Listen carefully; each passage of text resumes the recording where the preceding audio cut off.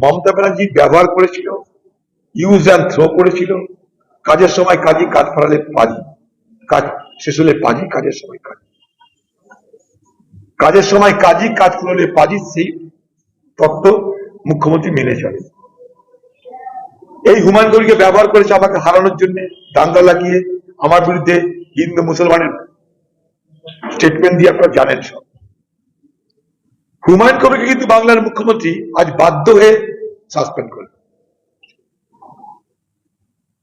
সারা পশ্চিমবঙ্গের মানুষ এই হুমায়ুন কবিরের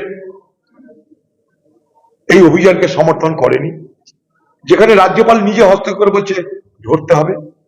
বাংলার মুখ্যমন্ত্রী দিশেহারা হয়ে ভয় পেয়ে আজকে হুমায়ুন কবিরকে সে সাসপেন্ড করল।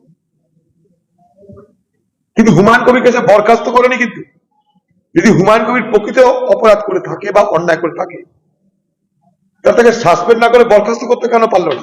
প্রশ্ন আমার এখানে। এর আগেও হুমায়ুন কবিরকে কিন্তু সাসপেন্ড করা হয়েছিল, সাসপেন্ড করার পর আবার তাকে বহাল করা হয়েছিল।